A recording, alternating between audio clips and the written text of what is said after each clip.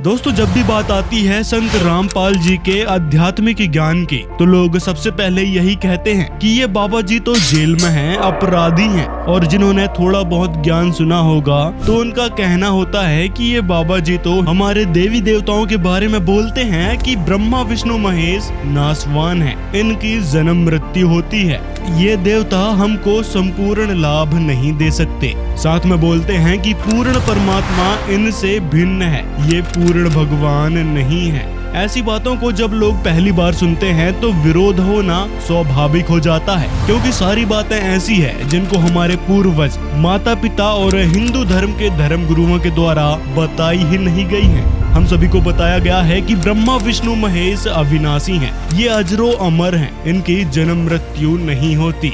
जो विष्णु जी के पुजारी हैं वो विष्णु जी और श्री राम श्री कृष्ण जी का ही गुणगान करते हैं कि ये सर्वे सर्वा हैं, सभी देवी देवताओं की उत्पत्ति इन्हीं से हुई है। इस्कॉन जैसी संस्था तो ये भी कहती है कि कृष्ण जी ही सर्व सृष्टि रचनहार हैं और कृष्ण जी ही सर्व देवताओं से बड़े हैं, ये तो शिव जी से भी ज्यादा शक्तिशाली हैं। इन इस्कॉन वालों के ऊपर हमने एक स्पेसिफिक वीडियो बना रखा है जिसका लिंक आपको डिस्क्रिप्शन में मिल जाएगा। इनकी कई सारी सेंसलेस बातों का खंडन हमने इस वीडियो में किया है, एक बार जरूर देखें।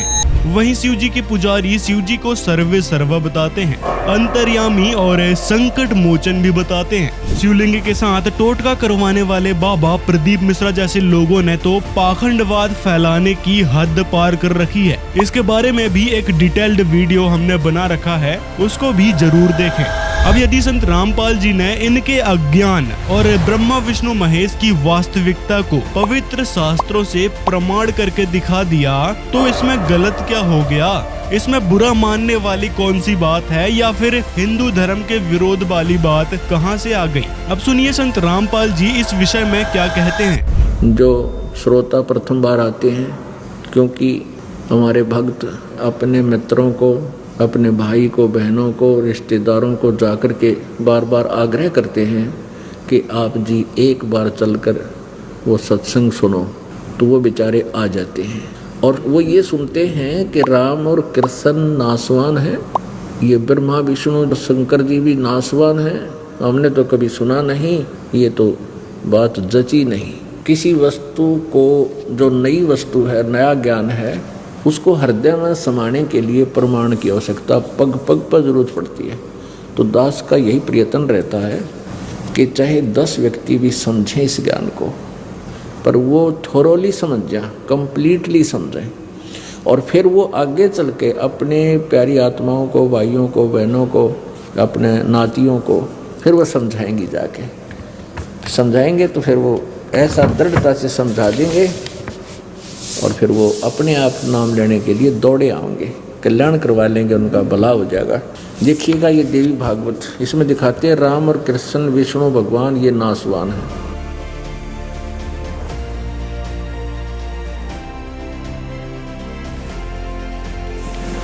संक्षिप्त देवी भागवत, सचित्र मोटा टाइप,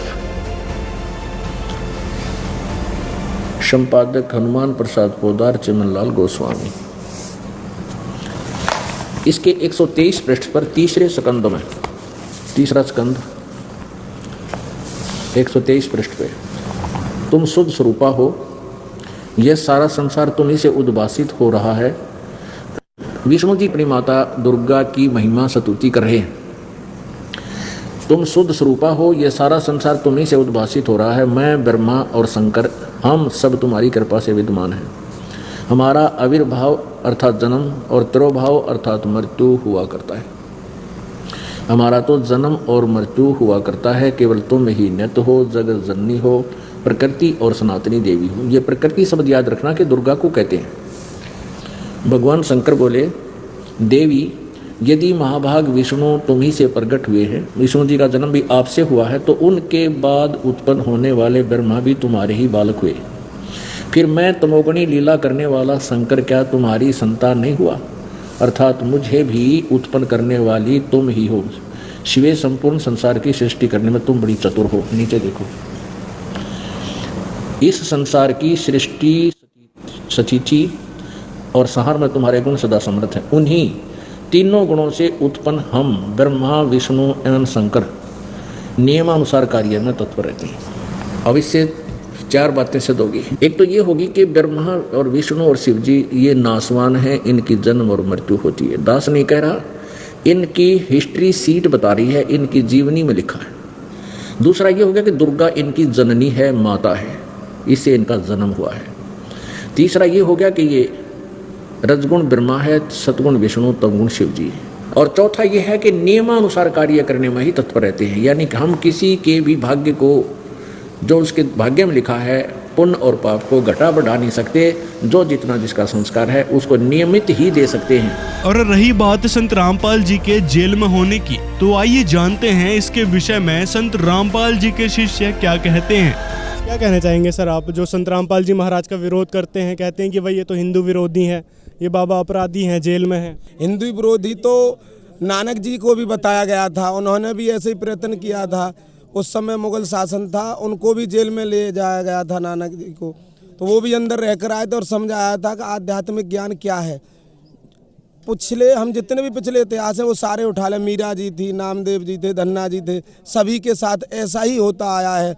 जिन्होंने परमात्मा को पाया है, जिन संतों ने, भक्तों ने, ऐसा ही हुआ है। हिंदी विरोधी नहीं है हमारे गुरुजी, ये तो हिंदुओं के सारे सदग्रंथों से प्रमाणित करके बता रहे हैं सतभक्ति है क्या, हिंदू वास्तविक होता कौन है, हिंदुत्व के नेम क्या है, वो सारे बतला रहे हैं, सब कुछ बता रहे हैं। लेकिन धीमे धीमे सभी की समझ में आ रहा है। आप देख रहे हैं कितने आश्रम बन चुके हैं देश और विदेश में भी, और कितनी संगत आ रही है। सारे शास्त्र समझ कर ही आ रहे हैं। कोई बेकार ऐसे बेकारा व्यक्ति नहीं है कि जो भक्ति ना करना चाहते हो, सारा समझ कर ही आ रहे हैं, किसी वैसे बहकाने से नहीं आ रहे हैं। हमारे लिए तो जेल में नहीं, हमको तो ऐसा लगता है कि रामपाल जी महाराज हमारे साथ में हैं, पल पल हमारे साथ में। हमें नहीं लगता कि जेल में है। लेकिन वास्तविक रूप से जेल में है ना, फिर भी आप उनसे जुड़े हुए हैं। लोग कहते हैं कि ये अंधभक्ति के तहत जुड़े हुए हैं संत रामपाल। जगत के लिए जेल में है वो, उनके लिए, हमारे लिए नहीं है। हमारे फिर आप तो अंधभक्त बने हुए हैं, ऐसा लोगों का कहना होता है। नहीं, हम शास्त्र अनुकूल भक्ति कर रहे हैं, उनकी भक्ति सद्भक्ति है, हम उनके भक्ति अनुसार हम भक्ति कर रहे हैं। आप लोगों को समझाते होंगे, तो सबसे पहले आपको लोग क्या बोलते हैं, क्या क्वेश्चन करते हैं? वो यही बोलते हैं कि आपके गुरु महाराज जेल में हैं, फिर आप क्यों विश्वास करते हो, कैसे विश्वास करते हो, कैसे भक्ति कर रहे हो आप? क्या जवाब देना चाहेंगे आप? फिर हमने यही बोला कि भाई उनके शास्त्र अनुकूल भक्ति है, सद्भक्ति कराते हैं और प्रमाण दिखाते हैं। 4 वेद, 7 शास्त्र, 18 पुराणों में प्रमाण है उनके पास में। जी, आपसे क्या पूछते हैं जब आप ज्ञान समझाते हैं, तो लोग क्या बोलते हैं आपको? सबसे पहले लोग यही बोलते हैं कि तुम भाई अंधश्रद्धा करते, तुम पूजा नहीं करते, पाठ नहीं करते। हमने बोला हम पूजा पाठ में विश्वास नहीं रखते, हम साधना से भक्ति करते हैं। हमारे गुरुजी जैसे हमको साधना बताते हैं वो हिसाब से हम भक्ति करते हैं और हमको पूरे शास्त्र के अनुकूल भक्ति कर रहे हैं। रामपाल जी तो जेल में है ना? जेल में तो जगत वालों के लिए है, हमारे लिए नहीं है। क्योंकि हमने जो उनका ज्ञान सुना है 4 वेद, 6, 7, 18 पुराणों से, तो वो भगवान हैं, परमात्मा है, सृष्टि पर अवतरित हुए हैं। लेकिन नहीं, 4 वेद, 6, 7, 18 पुराण, चलो उन्होंने ज्ञान दे दिया। यदि इतने अच्छे संत होते तो फिर जेल में नहीं होते ना, बात ये आ जाती है। जेल में तो सर लीला कर रहे हैं, वो जेल में रह करके ये सब इतना जो कर रहे हैं वो जगत वालों को दिखाने के लिए, उनकी लीला है। ये परमात्मा लीला करते हैं जगह बैठ करके, बाहर होते तो कौन मानता उनको? नहीं, लोग ये भी कहते हैं कि ये संत रामपाल जी हैं, हिंदू विरोधी हैं, देवी देवताओं का अपमान करते हैं। नहीं, हिंदू विरोधी नहीं है, ये असली ज्ञान देते हैं, ब्रह्मा विष्णु महेश का ज्ञान देते हैं। वो कहते हैं सतगुरु के लक्षण कहूँ मंजुरे बैन रोज, 4 वेद 6 शास्त्र कहूँ 18 बोध। तो परमात्मा ने ब्रह्मा विष्णु महेश के जो मंत्र है हमारे कमलों के अंदर बसे हैं, उनका ज्ञान दिया है।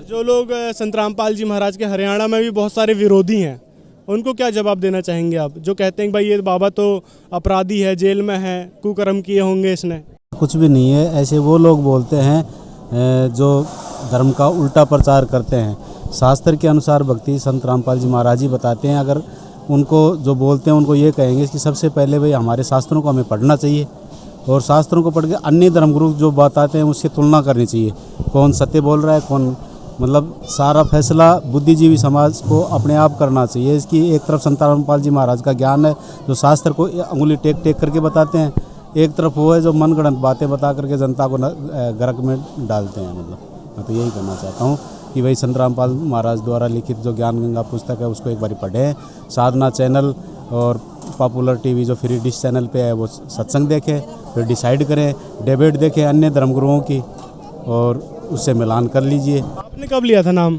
2014 में लिया था जी। 2014 में नाम लिया, जब गुरुजी संत रामपाल जी जो है जेल में थे या बाहर थे? उस टाइम जेल में नहीं थे, लेकिन उस टाइम करोथा की लीला पहले करके आ गए थे 22 महीने। क्या लगता है आपको, संत रामपाल जी अपराधी हैं? नहीं, ऐसा कुछ भी नहीं है। देखो, संत रामपाल जी महाराज जब करोथा के महीने वो सत्यार्थ प्रकाश का खुलासा कर रहे थे कि भाई इस सत्यार्थ प्रकाश नहीं है, बिल्कुल जिसको महर्षि की उपाधि दी उसको कुछ भी ज्ञान नहीं था, वेद विरुद्ध ज्ञान है। वेदों में परमात्मा को साकार बताया गया है और जबकि सत्यार्थ प्रकाश में उसको निराकार बताया गया है। सत्यार्थ प्रकाश में कुछ ऐसी भी बातें कही गई हैं, जैसे कैरी आँखें वाली से शादी नहीं करनी चाहिए, नदी और पर्वतों के नाम पे जो लड़कियां हैं उनसे शादी नहीं करनी चाहिए, ऐसे कोई नियोग वगैरह के बहुत सी ऐसी अटपटी बातें बताई हैं महर्षि दयानंद ने, जिसका संत रामपाल जी महाराज ने खुल्लम खुल्ला कहा है कि भाई ये सत्यार्थ प्रकाश सत्यानाथ प्रकाश है और यह समाज को नरक में ले जाने की बात करता है। तो इस बात में आर्य समाजियों ने ये एक षड्यंत्र के तहत संत रामपाल जी महाराज को बदनाम करने की साजिश की। ये साजिश के तहत हुआ है, जो सरकार और धर्मगुरु मिलकर के एक ऐसा षड्यंत्र रचा है, इसमें संत रामपाल जी महाराज का सत्य ज्ञान है। जब जो भी महापुरुष आए हैं इस पृथ्वी के ऊपर और सत्य ज्ञान का प्रचार किया है, उनको ऐसी यातनाएं झेलनी पड़ी हैं। और हम तो यही कहेंगे सभी को कि भाई परमात्मा का ज्ञान समझें, समझ करके फिर नाम दीक्षा लें। अच्छा लगे तो और भी बहुत सी मुहिम संत रामपाल जी महाराज जी ने चलाई हैं समाज सुधारक के रूप में, जैसे दहेज रहित शादियाँ हैं, नशा मुक्ति भारत बनाने का संकल्प है, और भी जैसे ब्लड डोनेशन है, इससे जाने बची जाएँ। दही का दान का जो संकल्प लिया जाता है, उसमें जैसे मेडिकल कॉलेज यानी दही तक संत रामपाल जी महाराज के ज्ञान को समझ करके डोनेट करना चाहते हैं। तो इससे बढ़कर मैं तो कुछ भी नहीं कह सकता हूँ उसकी। संत रामपाल जी महाराज पूर्ण परमात्मा के अवतार है। दोस्तों, इस विषय में एक डिटेल्ड वीडियो हमने पहले भी बना रखा है, जिसमें संत रामपाल जी जेल क्यों गए, बाहर कब आएंगे, इससे रिलेटेड कई सारी बातें डिस्कस की गई हैं। आप उस वीडियो को जरूर देखें, लिंक डिस्क्रिप्शन में मिल जाएगा। दोस्तों, अगर वीडियो पसंद आया हो तो लाइक जरूर करें और ज्यादा से ज्यादा लोगों तक शेयर करें। आपसे निवेदन है, संत रामपाल जी के सत्संग को सुनें, उनके द्वारा बताए गए प्रमाणों पर बारीकी से रिसर्च करें और फिर संत रामपाल जी महाराज से नाम दीक्षा लेकर अपना कल्याण करवाएं, क्योंकि संत रामपाल जी ही विश्व में एकमात्र ऐसे संत हैं जिनके द्वारा बताई सद्भक्ति से लाभ और मोक्ष मिल सकता है, जिसके बारे में गीता अध्याय 4 श्लोक 34 में भी बताया गया है।